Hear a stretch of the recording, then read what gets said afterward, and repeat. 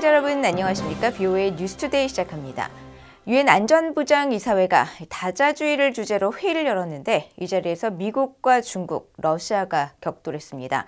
중국과 러시아는 미국 등의 독자 제재에 반대하며 북한을 비호했고 미국은 이들 두 나라가 안보리 상임이사국 지위를 악용하고 있다고 비판했습니다. 이조은 기자가 보도합니다. 다자주의 실천과 글로벌 거버넌스 개혁 및 개선을 주제로 18일 개최된 유엔 안보리 회의. 2월 안보리 의장국인 중국은 왕이 외교부장이 뉴욕을 찾아와 회의를 주재하면서 독자 제재를 문제 삼으며 우회적으로 미국을 비난했습니다. 联合国安理会决议是有约束力的，各国均应遵守。联合国安理会是有权威性的，各国均应维护。任何恃强凌弱、巧取豪夺，都是对国际关系基本准则的粗暴践踏。任何绕过联合国安理会授权的单边制裁，都于法无据、于理不合、于情不通。 러시아도 가세했습니다. 러시아의 바실리 네벤자 대사는 제재를 가할 권한이 있는 유일한 기관은 안보리뿐이며 다른 모든 조치는 불법이라는 점을 기억해야 한다면서 미국의 독자 제재 체제를 겨냥했습니다. 그러면서 안보리의 대북 제재조차 더 이상 이행할 수 없다는 이중 논리를 내세우면서 북한을 비호했습니다. Как и в отношении любого другого инструмента поддержания международного мира и безопасности, Совет должен активно работать над их актуализацией, адаптацией к новым реалиям, обеспечивать их эффективное выполнение. В этом смысле очевидно, что действующие рестрикции в отношении КНДР не содействуют нормализации ситуации на Корейском полуострове и давно подлежат серьезному пересмотру. 미국은 이 같은 중국과 러시아의 주장을 일축하면서 오히려 유엔 무대에서 벌이는 이들 두 나라의 문제점들을 정면으로 비판했습니다. Prior to Bashar al-Assad's departure from Syria, Russia used the Security Council to block any action to hold the Assad regime to account for its crimes against humanity. Russia's war in Ukraine is the bloodiest in Europe since the founding of the United Nations after World War II. This war needs to end. China has consistently exploited its status as a developing nation within international organizations to advance its separate agenda. 시아 대사는 이어 세계의 불안정의 가장 큰 원인은 중국과 러시아 두 나라가 안보리에서 거부권을 가지고 있으며 이것이 바로 우리가 마주한 현실이라고 비판했습니다. 한국의 황중국 유엔 주재 대사는 안보리의 역할을 강조했습니다. 안보리는 맡은 바 임무를 다해야 하며 새로운 안보 도전 과제에 관심을 기울이고 보다 적극적인 심의를 진행해야 한다고 밝힌 겁니다. 황 대사는 그러면서 인공지능 AI를 포함한 디지털 기술의 급속한 발전은 특히 북한과 같은 무책임한 행위자들에 의해 악용될 경우 글로벌 안보 위험을 증폭시킬 수 있다고 지적했습니다. BOA 뉴스 이조은입니다.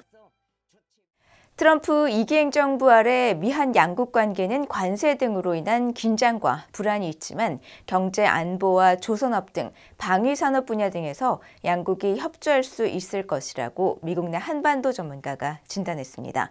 또 트럼프 대통령은 북한의 완전한 비핵화를 말하지만 미국 우선주의 전략에 입각해 북한의 핵무기와 대륙간 탄도미사일 ICBM 등 미국에 대한 위협 무력화에 주력할 수 있다고 분석했습니다. 안준호 기자가 보도합니다.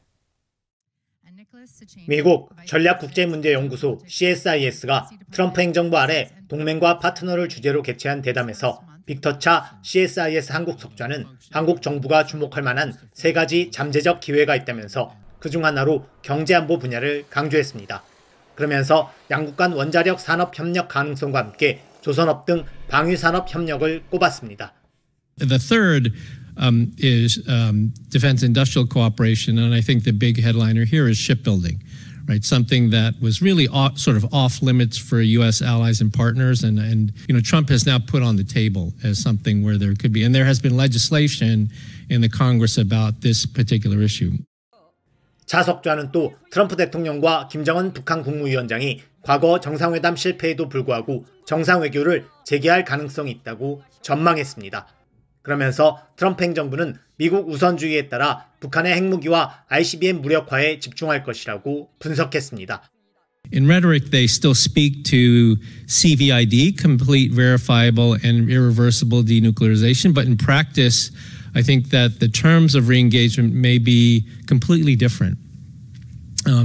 They could be focused really on an America First strategy as it applies to North Korea, which is to neutralize the nuclear weapons threat and the ICBM threat.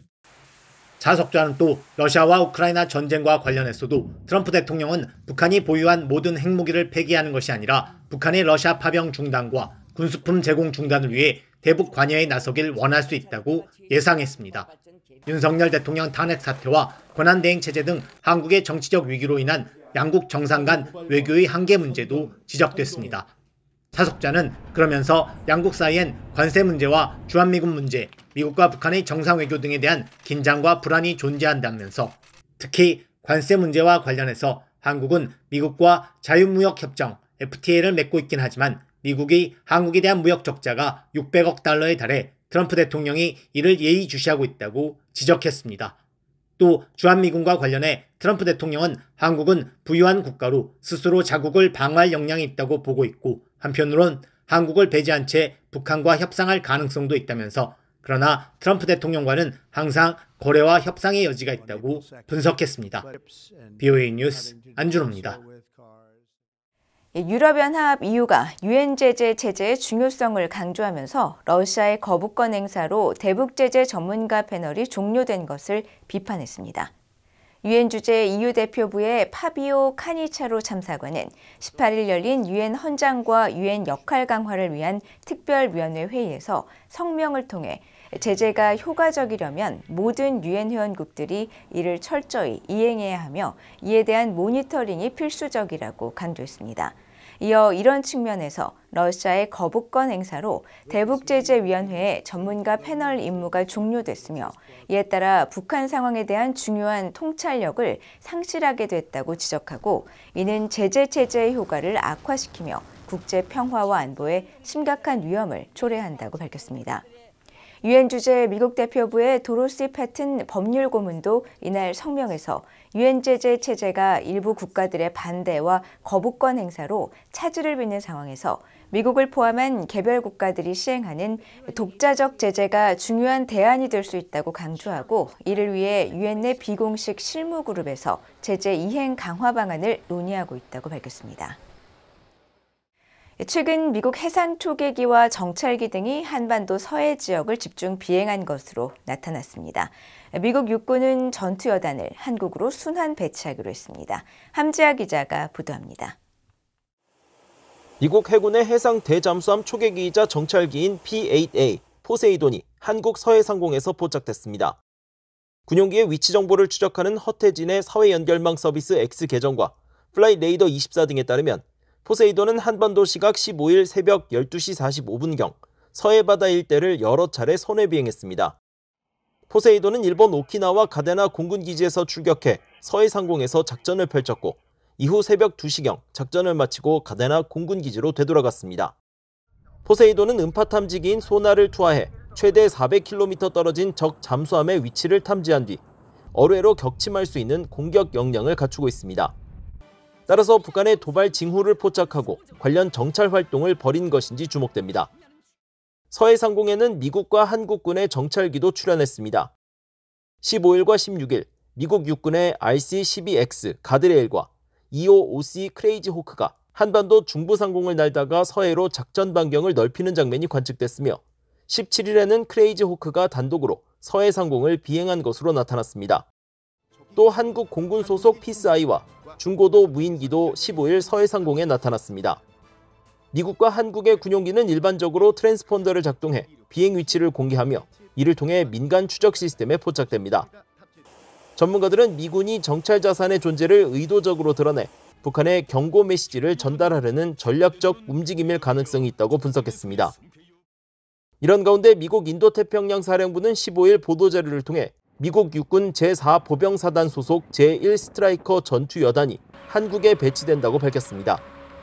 인태사령부는 이번 조치가 순환 배치의 일환으로 올해 말쯤 현재 한국에 주둔 중인 제2보병사단의 전투여단을 대체할 것이라고 설명했습니다.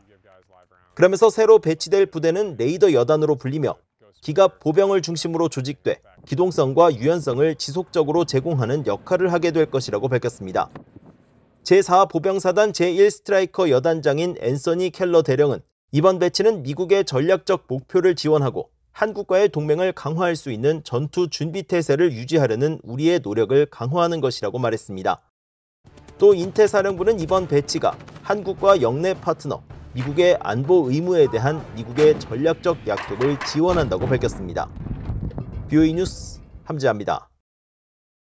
유사시 북한 장사정포 진지 등을 정밀 타격할 수 있는 한국의 전술 지대지 유도 무기가 실전 배치됐습니다. 한국합동참모본부는 18일 열 압력탄두로 적 장거리 화력을 파괴할 수 있는 최첨단 정밀 유도 무기인 KT-SSM 우레를 실전 배치했다고 밝혔습니다. KT-SSM은 2010년 북한의 서해 연평도 도발 당시 주 무기로 쓰였던 장사정포가 보관되는 갱도를 공격하기 위해 만들어진 한국형 전술지대지 유도무기입니다.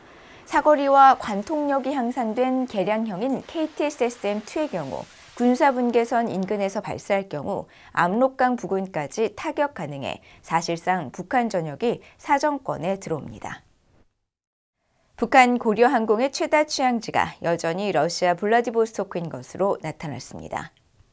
항공기의 운항 정보를 보여주는 플라이트레이더 24등에 따르면 고려항공은 이달 1일부터 17일까지 매주 월요일과 금요일에 블라디보스토크행 항공편을 운영했습니다.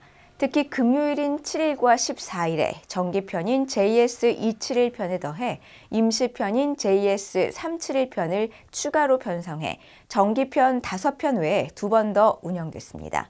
고려항공과 같은 초소형 항공사가 같은 지역으로 하루에 2번이나 항공편을 띄우는 것은 이례적입니다. 한편 중국행 고려항공편은 예정된 스케줄만을 소화해 매주 화요일과 토요일에 베이징 노선을 운영하고 수요일과 토요일에는 선양으로 항공기를 띄우고 있는데 이는 러시아 블라디보스토크행 항공편 운항 횟수보다 1회에서 2회 적습니다.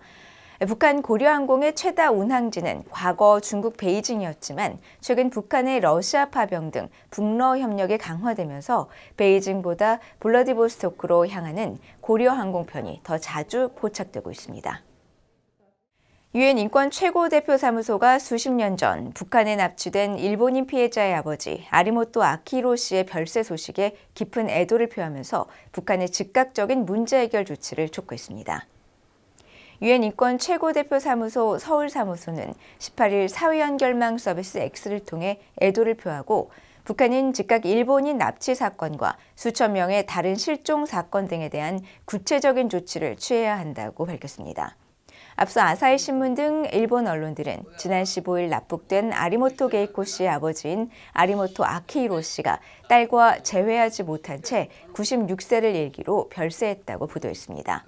아리모토 씨는 1983년 23살의 나이로 유럽에서 유학하던 중 북한에 납치된 딸의 귀환을 촉구하며 1997년 북한 납치 피해자 가족회를 결성하는 등 문제 해결에 앞장서 왔으며 2019년에는 일본을 방문했던 도널드 트럼프 당시 대통령과 면담을 하고 트럼프 대통령으로부터 납북자 문제에 대해 전력을 다하고 있다는 내용의 편지를 받기도 했습니다.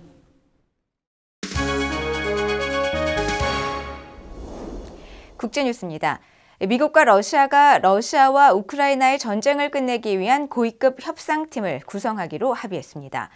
마르코 루비오 미국 국무장관은 18일 사우디아라비아 수도 리야드에서 약 4시간 30분간 열린 세르게이 라브로프 외무장관 등 러시아 대표단과의 회담 후 이 같은 내용을 포함한 4대 원칙에 합의했다고 밝혔습니다.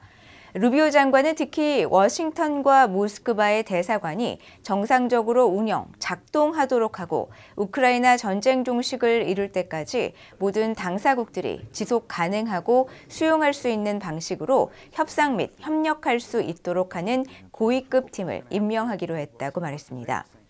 또 우크라이나 분쟁 종식으로 발생할 지정학적, 경제적 협력에 대해 논의하고 검토하며 향후 회담이 생산적 방식으로 진행되도록 이번 회담에 참석한 5명이 계속 대화에 참석하기로 했다고 설명했습니다.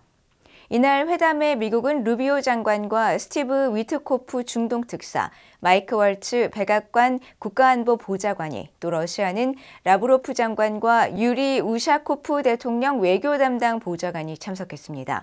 러시아의 라브로프 장관은 회담 뒤 별도 기자회견에서 양측의 합의 내용을 확인하면서 대화는 유용했으며 서로의 의견을 경청했다고 말했습니다. 또 우크라이나의 북대서양조약기구 나토 가입에 대한 반대 입장을 되풀이하면서 나토나 유럽연합 또는 해당 기구 회원국 군대의 우크라이나 주둔 역시 용납하지 않을 것이라고 밝혔습니다. 미국과 러시아가 18일 우크라이나 전쟁 종식을 위한 고위 협상팀 구성 등 4개 항에 합의한 가운데 볼로디미르 젤렌스키 우크라이나 대통령이 우크라이나가 배제된 종전 논의는 받아들일 수 없다고 밝히고 사우디아라비아 방문 일정을 연기했습니다. 젤렌스키 대통령은 18일 튀르키예 수도 앙카라에서 레제프 타이프 에르도안 대통령과 회담 후 공동회견에서 미국과 러시아의 회담 때문에 일정을 변경하게 됐다고 밝혔습니다. 또 미러 간의 종전 논의에 우크라이나가 초청받지 못했고 어느 쪽에서도 결과에 관한 통보가 없어 언론 보도를 통해 회담 소식과 내용을 알게 됐다며 불쾌감을 표하고 전쟁 당사국인 우크라이나를 배제한 채 종전 방안을 논의하는 것은 그 자체도 그 결과도 받아들일 수 없다고 거듭 강조했습니다. 사우디아라비아의 수도 리야드의 디리야 궁에서는 이날 우크라이나 종전 논의 등을 위한 미러 장관급 회담이 진행됐으며 젤렌스키 대통령은 지난 16일부터 아랍에미리트와 튀르키예 순방 뒤 사우디를 방문할 예정이었습니다. 이스라엘 하마스 전쟁의 휴전 2단계 진입을 위한 협상을 이번 주 시작하겠다고 기드온 사르 이스라엘 외무장관이 밝혔습니다. 시르 장관은 18일 예루살렘 포스트 등 내 외신에 어젯밤 안보내각회의를 통해 2단계 협상 개시를 결정했다고 밝혔습니다. 이어 가자의 완전한 비무장화가 요구된다면서 우리는 가자에서 하마스나 그 어떤 테러 조직의 지속적인 존재도 용납하지 않을 것이라고 강조했습니다. 2023년 10월 전쟁에 돌입한 이스라엘과 하마스는 지난달 3단계 휴전 합의를 타결했으며 6주 동안 진행되는 현행 1단계에서 교전 중단과 함께 인질 수감자 교환을 수차례 실시했습니다.